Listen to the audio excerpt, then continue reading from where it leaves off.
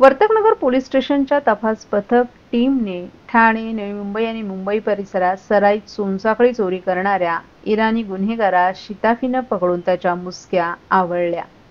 फिर्यादी वंदना प्रकाश माने, वय वर्ष 56, राहणार यशोधननगर, देवेंद्र इंडस्ट्रियल जवळ, या 12 मार्च रोजी आपल्या पतीसोबत सकाळी 6 वाजण्याच्या सुमारास यशोधननगर येथील भारत सहकारी बँकेजवळ तमन्ना बिल्डिंगच्या पासून आई माताजी चौकच्या दिशेनं मॉर्निंग वॉकला जात असताना अनोळखी चोरट्यांनी आपसात संगनमत करून फिर्यादी यांच्या गळ्यातील सोन्याची चेन जबरीनं चोरी करत असताना त्यास फिर्यादी यांनी आरोपीचा हात धरून विरोध केला.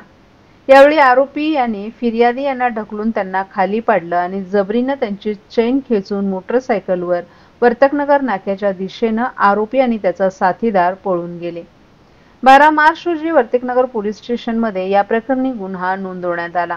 या गुन्ह्याचं गांभीर्य ओळखून वरिष्ठांनी हा गुन्हा उघडकीस आणण्याबाबत सक्त आदेश दिल्यानं गुन्ह्याच्या तपासाबाबत वरिष्ठ पोलीस निरीक्षक राजकुमार वाघचोरे यांनी वर्तकनगर गुन्हे प्रकटीकरण पथकाचे पोलीस उपनिरीक्षक विठ्ठल जे चिंतामण आणि प्रकटीकरण पथक यांना गुन्हा उघडकीस आणण्याबाबत मार्गदर्शन करून सक्त सूचना दिल्या होत्या. त्या अनुषंगाने या गुन्ह्याच्या तपासात तात्काळ यातील फिर्यादी यांच्याकडे कौशल्यानं विचारपूस करून याच्यातील आरोपी वर्णनाबाबत माहिती प्राप्त करून ताबडतोब घटनास्थळाचे परिसरात तांत्रिक माहितीनं बारकाईनं तपास करून आरोपी चितळसर, कापूरबावडी, खारेगाव टोल नाका, मुंब्रा डायघर, मानपाडा मार्गे अंबरनाथ शहराकडे गेला असल्याची खात्रीलायक माहिती प्राप्त करून योग्य प्रकारे सापळा रचून त्यास पळून जाण्याची संधी न देता मोठ्या शिताफीनं यातील आरोपीला ताब्यात घेऊन त्याच्याकडील गुन्ह्याच्या अनुषंगानं चौकशी केली असता त्यानं हा गुन्हा केला असल्याची कबुली दिली. जफर युसुफ जाफरी उर्फ चव्हाण, वय वर्ष 26, राहणार इंदिरानगर मस्जिद जवळ, कल्याण, तसंच संदीप गौरीशचंद्र प्रसाद, वय वर्ष 20, राहणार कल्याण अशा आरोपींची नावं असून या गुन्ह्यात अटक करून तपासादरम्यान त्यांच्याकडून या गुन्ह्यातील तसंच इतर गुन्ह्यातील जबरी चोरी केलेला एकूण 3,90,240 रुपये किमतीचे 6 तोळे 4 ग्रॅम 74 मिलीग्रॅम वजनाचे सोन्याचे दागिने आणि मंगळसूत्र हस्तगत केले. तसंच 1,20,000 किमतीची 2 मोटरसायकली आणि 15,000 रुपये किमतीचे 2 मोबाईल फोन जप्त करून असे एकूण 5,25,240 रुपये किमतीचा मुद्देमाल चोरी केल्याची कबुली दिल्यानं तपासादरम्यान हा गुन्हा उघडकीस आणून उल्लेखनीय कामगिरी करण्यात आली आहे. आपल्याकडे वर्तकनगर पोलीस स्टेशनला फिर्यादी वंदना प्रकाश माने यांनी आपल्याला एक दिनांक 12/3/25 एक फिर्याद दिली होती. त्याच्यामध्ये सकाळी 6 वाजता ते मॉर्निंग वॉकला जात असताना आई माता चौकाच्या ठिकाणी एक 2 अनोळखी चोरट्यांनी त्यांची जी सोनसाखळी आहे चेन ती त्यांना मॉर्निंग वॉकला जात असताना ती खेचून नेली होती. त्या अनुषंगाने आपल्याकडे 229/2025 असा BNS 304-2, 309-4 आणि 3-5 असा BNSच्या ह्या सेक्शन खाली गुन्हा दाखल होता.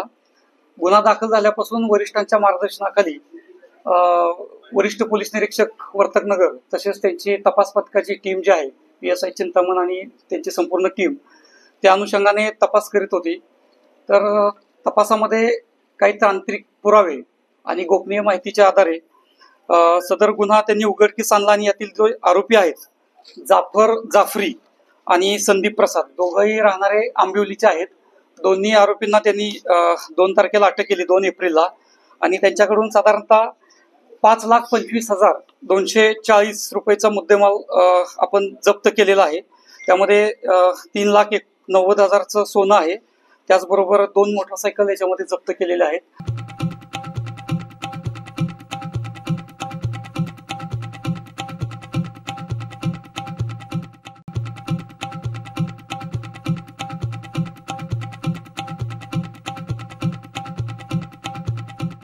CP Goenka International School, nurturing talent at young age for scholastics, sports and performing arts in global perspective.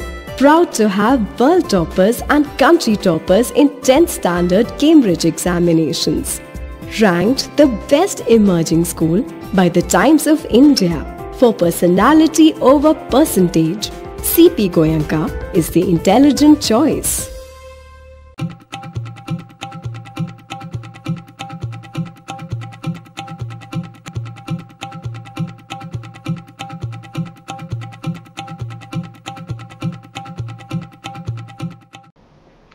ठाण्यातील चितळसर मानपाडा परिसरात आज ठाणे बोरिवली ट्विन टनेल प्रकल्पावरून MMRD अधिकाऱ्यांशी आणि शिवसेनेचे खासदार नरेश म्हस्के यांच्याशी स्थानिक रहिवाशांची तीव्र वादावादी झाली. कॉस्मोस लाऊंज सहकारी गृहनिर्माण सोसायटीसह परिसरातील इतर सोसायट्यांच्या रहिवाशांनी झाडांच्या कत्तलीविरोधात आणि पर्यावरणावर होणाऱ्या परिणामांविरोधात आक्रमक भूमिका घेतली आहे. प्रकल्पाच्या कामासाठी झाडांची कत्तल करण्यात आली असून यामुळे परिसरातील हरितपट्टा आणि जैवविविधता धोक्यात आल्याचं रहिवाशांचं म्हणणं आहे.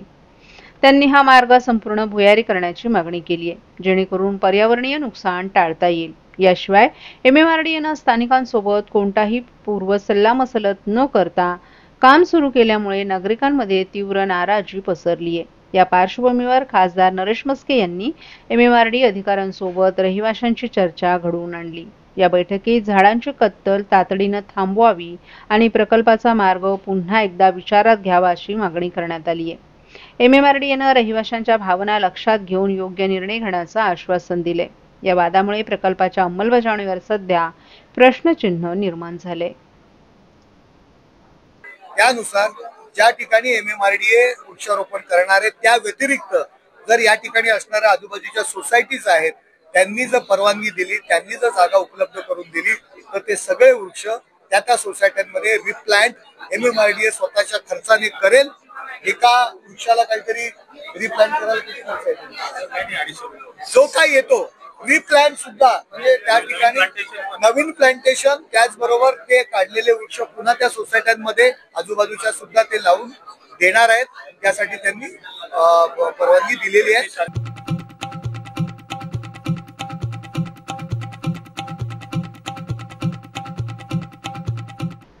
क्लस्टर योजनेची इमारत पूर्ण होऊन रहिवासी राहण्यास गेल्याचं एकही उदाहरण पाहायला मिळत नसल्यानं रहिवाशांमध्ये संभ्रमाचं वातावरण आहे.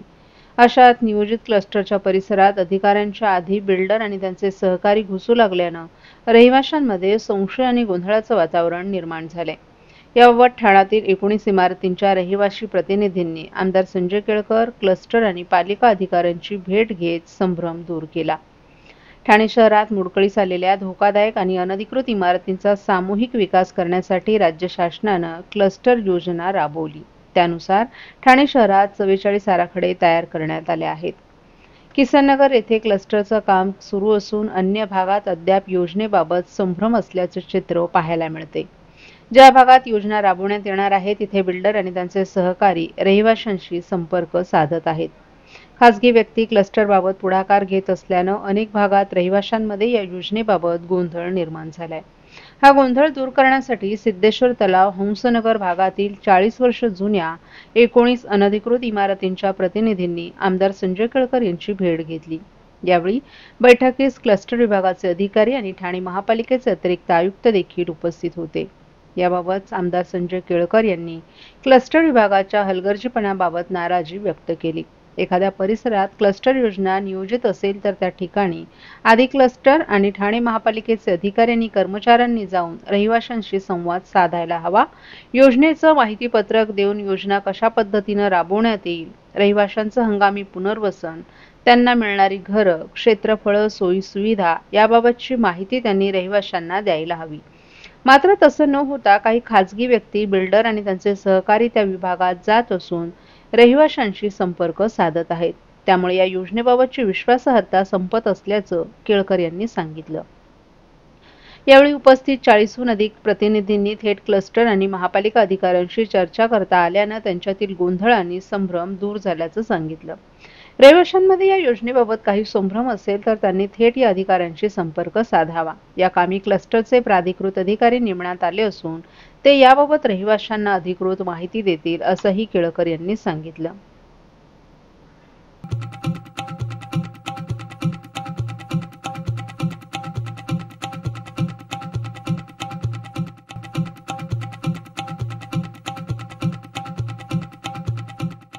महाराष्ट्रातील भगिनींना आधार देणारी राज्य शासनाची मुख्यमंत्री माझी लाडकी बहीण योजना. या योजनेअंतर्गत अल्प उत्पन्न गटातील 21 ते 65 वयोगटाच्या भगिनींना मिळणार दरमहा 1500 रुपयांची मदत. अर्ज करण्यासाठी 31 ऑगस्ट 2024 पर्यंत मुदतवाढ. कुटुंबाचं वार्षिक उत्पन्न 2.5 लाख रुपयांपेक्षा कमी असलेल्या महिला पात्र, कुटुंबाकडे पिवळं किंवा केशरी रेशन कार्ड असल्यास उत्पन्नाचा दाखला आवश्यक नाही. पांढरं रेशन कार्ड असेल किंवा रेशन कार्ड नसेल तर कुटुंबाचं वार्षिक उत्पन्न 2.5 लाखांपेक्षा कमी असल्याचा दाखला आवश्यक. योजनेसाठीचा ऑनलाईन अर्ज नारी शक्ती दूत ॲपवरून किंवा पोर्टलवर भरता येईल. ज्या भगिनींना ऑनलाईन अर्ज भरता येत नसेल त्यांच्यासाठी अंगणवाडी, ग्रामपंचायत, वॉर्ड ऑफिस, सेतू सुविधा केंद्रामध्ये किंवा आशाताई बचत गटाच्या CRP यांची मदत उपलब्ध. आता आपल्याला अभिमानानं म्हणता येईल, सुखी आणि सुरक्षित आहे माझी लाडकी बहीण.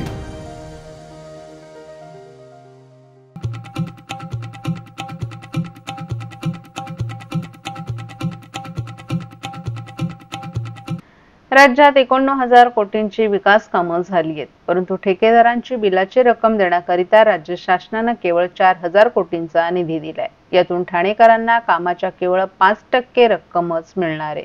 परिणामी ठेकेदारांनी जगायचं कसं असा प्रश्न आता निर्माण झालाय. याचा परिणाम राज्यातील विकास कामं थांबतील अशी माहिती महाराष्ट्र राज्य कंत्राटदार महासंघ आणि राज्य अभियंता संघटनेचे अध्यक्ष मिलिंद भोसले यांनी शुक्रवारी ठाण्यात घेतलेल्या पत्रकार परिषदेत दिली आहे. राज्यभरातील महाराष्ट्र राज्य कंत्राटदार महासंघ आणि राज्य अभियंता संघटनेचे अधिवेशन शुक्रवारी ठाण्यात पार पडलं. यावेळी मिलिंद भोसले, संजय मेड, नगराळे, बापूलाड, राजेश देशमुख, अनिल पाटील, सुबोध सरोदे, देशमुख पालेरच्या, सुरेश पाटील, प्रकाश पांडव, अनिल नलावळे, आयोजक मंगेश आवळे यांच्यासह 29 जिल्ह्यातील संघटनांचे प्रतिनिधी या अधिवेशनात उपस्थित होते. मागील वर्षी निवडणुका समोर ठेवून 5 वर्षातील विकास कामांच्या निविदा राज्य सरकारनं एकाच वर्षात काढल्या असा आरोपही मिलिंद भोसले यांनी यावेळी केला. राज्य शासन स्वतःच्या फायद्यासाठी विविध योजना राबवत आहेत. यामध्ये लाडकी बहिणीसारख्या योजनांचाही समावेश आहे. या योजनांच्या माध्यमातून करोडो रुपये खर्च होत आहेत. परिणामी ठेकेदारांच्या बिलाची रक्कम अदा करण्याकरिता राज्य सरकारकडे पैसेच नसल्याचं भोसले यांनी सांगितलं. विशेष म्हणजे घरात बसून योजनेच्या माध्यमातून पैसे मिळत असल्यानं कामासाठी मजूरही मिळत नाही असा आरोपही भोसले यांनी यावेळी केला. त्यातून काही ठिकाणी जाणीवपूर्वक निविदांमध्ये जाचक अटी टाकून ठराविक मोठ्या ठेकेदारांनाच कामं मिळण्यासाठी सरकारचे प्रयत्न सुरू असल्याचा आरोपही भोसले यांनी यावेळी केला. सध्या राज्यात झालेल्या विकास कामांची 49,000 कोटींची बिलं प्रलंबित आहेत. हे बिलांची रक्कम 31 मार्च पर्यंत देऊ असं आश्वासन राज्य शासनानं दिलं होतं. मात्र प्रत्यक्षात केवळ 4,000 कोटींचा निधी देण्यात आलाय.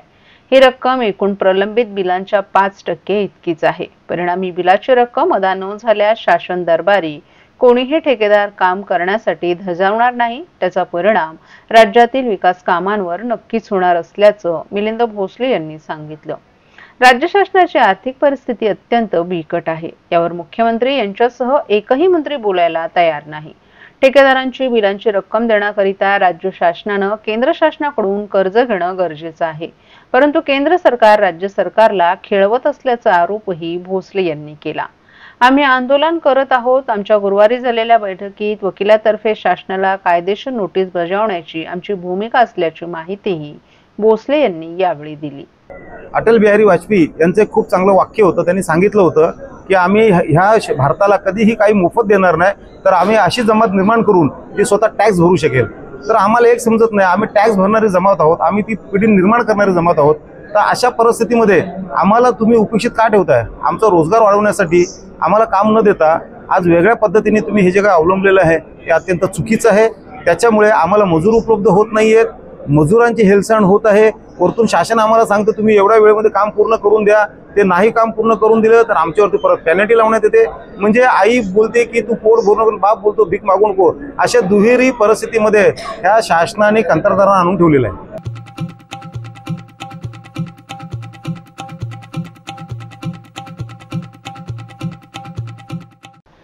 वाढत्या महागाईवर नियंत्रण मिळवण्यात राज्य आणि केंद्र सरकारला अपयश येत आहे. दिवसेंदिवस खाद्यतेल, इंधन, सिलेंडरचे दर वाढत आहेत. त्याचा निषेध करण्यासाठी राष्ट्रवादी काँग्रेस शरदचंद्र पवार पक्षाचे राष्ट्रीय सरचिटणीस डॉक्टर जितेंद्र आव्हाड यांच्या आदेशानुसार ऋता आव्हाड यांच्या नेतृत्वाखाली शहर अध्यक्ष सुहास देसाई, कार्याध्यक्ष प्रकाश पाटील, महिला अध्यक्षा सुजाता घाग, युवक अध्यक्ष विक्रम खामकर, प्रदेश प्रवक्त्या रचना वैद्य यांच्या उपस्थितीत दुचाकी आडवी करून जोरदार निदर्शनं करण्यात आली. गेल्या काही दिवसांपासून सर्व जीवनावश्यक वस्तूंचे दर वाढू लागलेत. तेल, धान्य, कडधान्य, घरगुती गॅस, इंधन यांचे दर गगनाला भिडत आहेत. मात्र त्याचे कोणतेही सोयरसूतक सरकारला नाही असा आरोप करत राष्ट्रवादी काँग्रेस शरद पवार पक्षाच्या वतीनं ठाणे जिल्हाधिकारी कार्यालयासमोर हे आंदोलन करण्यात आलं. यावेळी आंदोलकांनी सरकार विरोधात गाड्या घ्या, सायकली द्या, महागाई कशासाठी, गद्दारांच्या सोयीसाठी, 50 खोके, महागाई ओके, महागाई कशासाठी, आमदारांच्या खरेदीसाठी, बहुत हो गई महंगाई की मार, चलो हटाए मोदी सरकार, सरकार खातं पेट्रोल वर दलाली, डायन झाली महागाई, भ्रष्ट झालं सरकार म्हणून महागाईचा झाला हाहाकार अशा घोषणा दिल्या. यावेळी ऋता आव्हाड यांनी या ठिकाणी दुचाकी आडवी पांडून हे आंदोलन करण्यात आलं. मात्र या देशाची अर्थव्यवस्था धारातीर्थ पडल्याचं सांगितलं. आपल्या देशातील महागाई कमी करण्याचं कोणतंही धोरण आखलं जात नाही. आता महागाई कमी करण्यासाठी जनतेनं काय करावं हे तरी सरकारनं सांगायला हवं. आपल्या देशानं अमेरिकेच्या टेरिफ धोरणावर कोणतीही भूमिका घेतली नाही. आपलं नेतृत्व अमेरिकेला घाबरतं की काय हे माहीत नाही. मात्र हे सरकार भूमिकाच घेत नसल्याचं दिसून येत आहे. सरकारच्या नाकर्तेपणामुळे या देशातील अल्पभूधारक शेतकरी मृत्यूपंथाला लागले आहेत. त्याचे कोणतेही सोयरसूतक या सरकारला नसल्याचं ऋता आव्हाड यांनी सांगितलं. तर सुहास देसाई यांनी सध्या पेट्रोल आणि डिझेलवर कंपन्यांकडून प्रति लिटर 15 रुपयांची बक्कळ कमाई होत आहे, तर सामान्यांच्या खिशातून राजरोसपणे लूट केली जात असल्याचं सांगितलं. सध्या कच्च्या तेलाच्या किमती 4 वर्षांच्या नीचांकी पातळीवर आहेत. तरी सरकार पेट्रोल डिझेलच्या किमती वाढवून जनतेच्या पैशांची लूट करत आहे अशी टीका केली. तर प्रदेश प्रवक्त्या रचना वैद्य यांनी हे सरकार आम्हा महिलांना बावळट समजत आहे. महिलांना 1500 रुपये देऊन मतं विकत घेतली आहेत. हे सरकार नोट फॉर वोटचं असून या सरकारनं आजवर महागाईबद्दल कोणतंही धोरण आखलं नसल्यामुळे हे आंदोलन जनतेचं प्रतिनिधी म्हणून करत असल्याचं सांगितलं. तसंच आजचं हे आंदोलन प्रातिनिधिक स्वरूपात असून यापुढे आमचं आंदोलन अधिक तीव्र होणार असल्याचंही त्यांनी सांगितलं.